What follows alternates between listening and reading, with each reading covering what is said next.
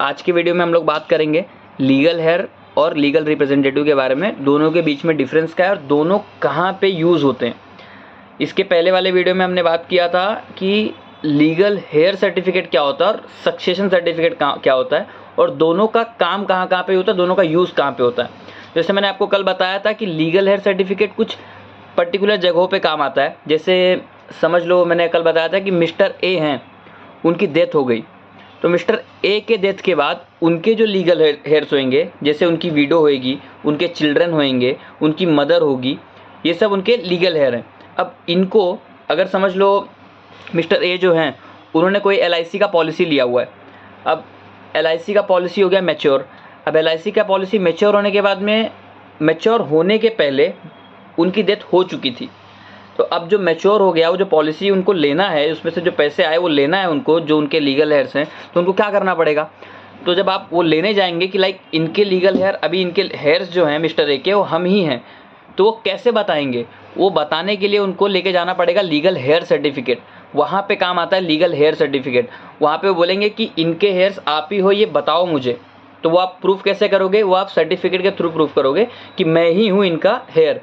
सो वो आपको सर्टिफिकेट मिल जाएगा आपके लोकल अथॉरिटीज़ के वहाँ से, लाइक मजिस्ट्रेट हो गए, सब डिविजनल मजिस्ट्रेट हो गए, कलेक्टर हो गए,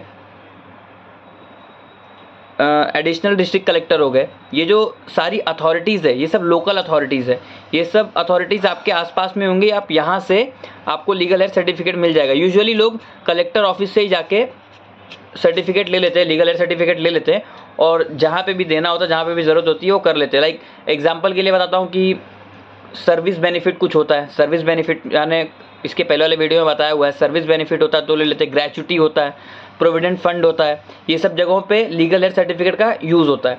अब लीगल हेयर सर्टिफिकेट का यूज़ कहाँ हुआ, मिस्टर ए की डेथ होने के बाद में उनसे रिलेटेड जितनी भी चीज़ें थी वहाँ पे सिर्फ काम आया लीगल हेयर सर्टिफिकेट।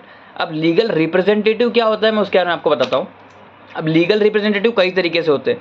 जैसे CPC में सेक्शन 2 क्लॉज 11 में डील किया गया है लीगल रिप्रेजेंटेटिव से। तो उसमें क्या बताया गया है, उसमें बताया गया है कि a legal representative means a person who in law represents the state of a deceased person, decreased person, sorry. Legal representative means a person who in law represents the state of a decreased person. Like जिस भी person की death हो गई, समझ लो जो मैंने mister A वाला example लिया था उसी से बताऊंगा आपको कि समझ लो मिस्टर ए ने किसी एक प्रॉपर्टी को लेके सूट फाइल किया हुआ था कोर्ट में। अब मिस्टर ए की डेथ हो गई, सूट चालू है। अब सूट चालू है तो कैसा होता है कि अब पर्सन की डेथ हो गई तो सूट में कौन इनके लिए कौन खड़ा होगा। मरा हुआ इंसान तो केस कर नहीं सकता ना, मरे हुए इंसान के ऊपर केस हो सकता है। ये तो बहुत बेसिक सा चीज़ है, वो तो आपको भी पता होगा। तो अब ऐसा है कि जो मिस्टर ए हैं उनका क्या, वो क्या करेंगे, जब सूट उन्होंने फाइल कर दिया, अब उनकी डेथ हो गई, अब तो वो सूट ख़त्म हो गया। जो लोग थे जिनके अगेंस्ट में किया था उनको तो ऐसा लगेगा कि हो गया भाई केस।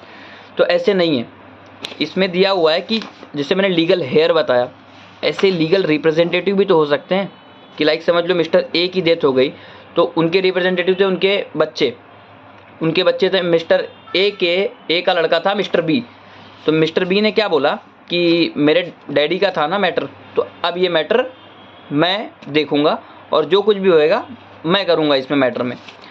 तो अब नाम उन्हीं का होगा, लेकिन उनके नीचे लिखा होगा डिक्रीज्ड, और नीचे उसके नीचे लिखा रहेगा उनके मिस्टर बी का नाम और लिखा रहेगा थ्रू लीगल रिप्रेजेंटेटिव। अब ये होगा एक तरीके के लीगल रिप्रेजेंटेटिव। अब मैं आपको बताता हूँ कि और भी तरीके के लीगल रिप्रेजेंटेटिव होते हैं। कैसे, समझ लो मेरा बहुत बड़ा बिजनेस है। अब मेरा बहुत बड़ा बिजनेस है तो मैं किसी कंपनी का, समझ लो मेरा कंपनी है बहुत बड़ा और कंपनी में मैं डायरेक्टर हूँ। अब मेरे अगेंस्ट में हो गया कोई केस या फिर मुझे किसी के ऊपर केस करना है, तो अब केस करने के लिए क्या होता है कि मुझे कोर्ट में तो जाना पड़ेगा, एटलीस्ट एक बार 2 बार, जितनी बार कोर्ट बुलाएगी उतनी बार मुझे जाना पड़ेगा। और हर बार मेरा जाना पॉसिबल नहीं है, क्योंकि मैं कभी ये कंट्री में, कभी ये कंट्री में, तो कभी ये कंट्री में, हमेशा मेरा यहाँ वहाँ जाना लगा रहता है। तो मैं हर बार हर जगह जा नहीं सकता ना। तो मैं क्या करूँगा, उसके लिए मैं क्या करूँगा, मैं बोलूँगा कि मैंने अपना एक ऑथोराइज रिप्रेजेंटेटिव कर देता हूँ, वही मेरा सारे मैटर्स देखेगा। अगर मैं कंपनी हूँ, अगर मतलब मैं किसी कंपनी हूँ, समझ लो मैं एक कंपनी हूँ मैं मतलब मेरी एक कंपनी और उसका मैं डायरेक्टर हूँ, या फिर ये समझ लो एक कंपनी है। अब इस कंपनी के अगेंस्ट में या फिर इस कंपनी को, पर्टिकुलर कंपनी को किसी के ऊपर केस करना होगा तो एटलीस्ट इसके डायरेक्टर्स को तो जाना पड़ेगा वहाँ पे। अब डायरेक्टर्स जा नहीं सकते क्योंकि भाई कंपनी के अफेयर्स भी देखने, भाई कंपनी में क्या चल रहा है क्या नहीं चल रहा है। वो सिर्फ कोर्ट केस में लग जाएंगे तो फिर उनकी कंपनी बंद हो जाएगी। तो कंपनीज क्या करते हैं, एक लीगल रिप्रेजेंटेटिव अपॉइंट कर देते हैं, एक बोर्ड रेजोल्यूशन करते हैं, एक बैठते सब जितने भी डायरेक्टर सब बैठते हैं और एक रेजोल्यूशन पास करते हैं कि लाइक जो भी कोर्ट से रिलेटेड जितने भी मैटर्स होंगे वो एक पर्सन एक्स है, वो पर्सन ही सारा मैटर्स से डील करेगा, क्योंकि इसको और इसके कंपनी के सारे मैटर्स के बारे में पता है, क्या चीज़ कब आती है, क्या चीज़ कब जाती है, पूरे कंपनी में क्या होता है क्या नहीं होता है, इसको सब कुछ नॉलेज है। और वो रिजोल्यूशन में सब कुछ लिखा होता है और वो रिजोल्यूशन पास करते हैं और उसको रिप्रेजेंटेटिव बना देते हैं। तो अब कंपनी में जितने भी केसेस होंगे इसके अगेंस्ट में या फिर ये कंपनी किसी के ऊपर करेगी तो थ्रू लीगल रिप्रेजेंटेटिव करेगी मिस्टर एक्स। जो मिस्टर एक्स होंगे वो उसके लीगल रिप्रेजेंटेटिव हो जाएंगे। अब एक और एग्जांपल देता हूँ, समझो सोसाइटीज़ होती हैं। अब सोसाइटी में भी तो किसी किसी चीज़ों के लिए केसेस होते हैं। जो हम सोसाइटी में रहते हैं सोसाइटी भी कोई ना कोई केस करती है। अब सोसाइटी में जब केस होती है तो सेक्रेटरी ये सब लोग करते हैं, सेक्रेटरी हो गए वगैरह वगैरह, सेक्रेटरी और चेयरमैन के थ्रू केसेस होते हैं। अब समझ लो कि इन्होंने वो नहीं किया, अब सेक्रेटरी और चेयरमैन है वो बोले कि हम लोग भी जा नहीं पाएंगे हर बार क्योंकि हमारा भी काम होता है वगैरह वगैरह, जो भी काम होता है। तब इनको अगर करना होगा तो सोसाइटी में से किसी एक मेंबर को उठाएंगे और बोलेंगे कि हम एक रिजोल्यूशन पास करते हैं। रिजोल्यूशन पास करने के बाद में तुमको अथॉरिटी दे देते हैं कि आज के बाद जो भी मैटर्स होंगे उससे तुम ही डील करना, तुम ही जाना मैटर्स में। सोसाइटी से रिलेटेड जितने भी मैटर्स होंगे उन सब मैटर्स में तुम ही देखना। और एक मीटिंग होगी, एक मीटिंग कंडक्ट करेंगे, उस मीटिंग में आके तुम हमको बता देना कि मैटर्स में क्या चल रहा है क्या नहीं चल रहा है। ये भी एक तरीके का रिप्रेजेंटेशन होता है, लीगल रिप्रेजेंटेशन होता है। तो आपको मैंने कंपनी का बता दिया, सोसाइटी का बता दिया। ऐसे समझ लो मैं कोई एग्जांपल के लिए मैं कोई बिजनेसमैन हूँ बड़ा। अब मेरा कैसा है कि डीलर हूँ, समझ लो एग्जांपल है डीलर हूँ। अब मैं डीलर हूँ तो मैं चीज़ें यहाँ से लेता हूँ और यहाँ बेच देता हूँ। फिर यहाँ से ये पर्टिकुलर एक कंपनी है समझ लो, यहाँ से लूँगा यहाँ 10 जगह में बेच देता हूँ।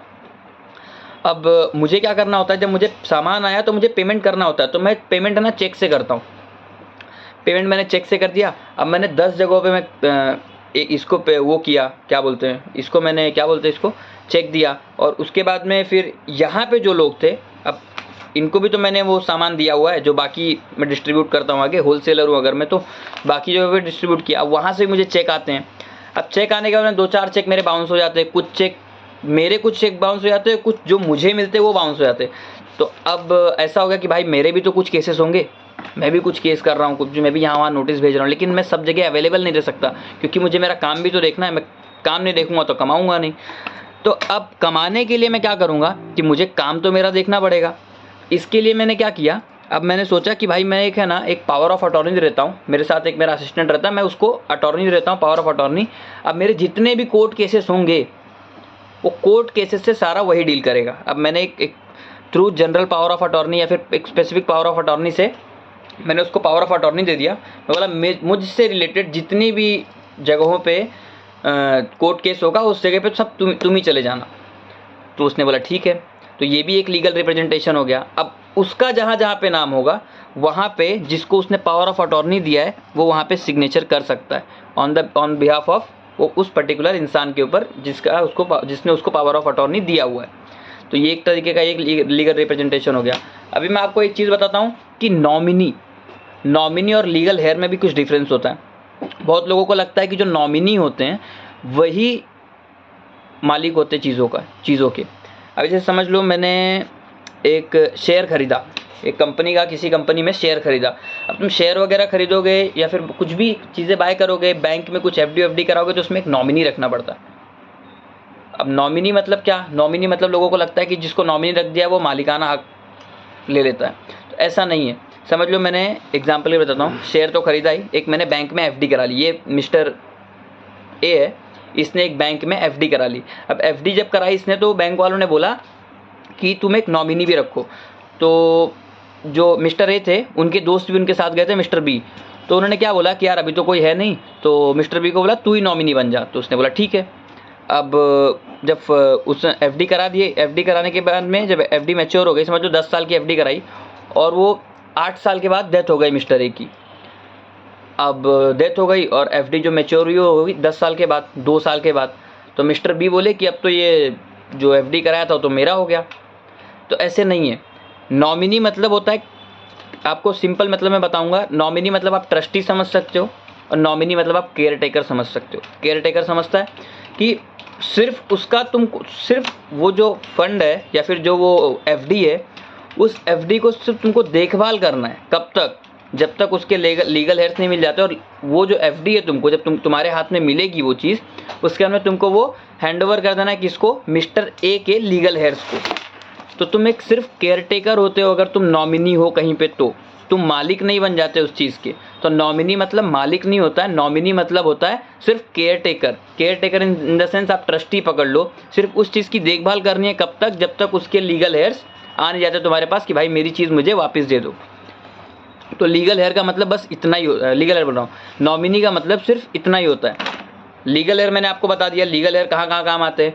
लाइक कुछ चीज़ें लेनी हो, अगर किसी पर्टिकुलर इंसान की डेथ हो गई, समझ लो बताया था ना आपको, जैसे मिस्टर ए की डेथ हो गई, तो उनके लीगल हेयर जो हैं, अगर उन्होंने कुछ LIC वगैरह में कुछ कहीं पे कुछ पैसे भरे हुए हैं या फिर कहीं पे कुछ पेमेंट लेना है किसी से उनको, तो वो लीगल हेयर सर्टिफिकेट दिखा के वो पेमेंट ले सकते हैं। लाइक बैंक में ही एफडी है उनकी समझ लो, और कोई नॉमिनी नहीं है, तो वो लीगल हेयर सर्टिफिकेट उनको दिखाना पड़ता है पहले कि मैं ही इनका लीगल हेयर हूँ, मुझे ये पैसे आप दे दो। तो वहाँ पे लीगल हेयर सर्टिफिकेट का काम आता है। आपको बता दिया लीगल रिप्रेजेंटेटिव कहाँ कहाँ होते हैं। एक सोसाइटी का बता दिया मैंने, कंपनी का बता दिया, एक पर्टिकुलर इंसान का बता दिया, जनरल पावर ऑफ अटॉर्नी बता दिया। अब उसके बाद मैंने बताया आपको नॉमिनी। नॉमिनी क्या होते हैं, नॉमिनी के बारे में आपको बता दिया। नॉमिनी कभी भी मालिक नहीं होता, नॉमिनी सिर्फ केयर टेकर ही होता है। और जब उनके असली हकदार आ जाते हैं तो उनको वो हैंड ओवर कर देना होता है। ये हो गया आज के लिए नॉमिनी, लीगल हेयर्स और लीगल रिप्रेजेंटेटिव, 3 चीज़ें हमने पढ़ लिया।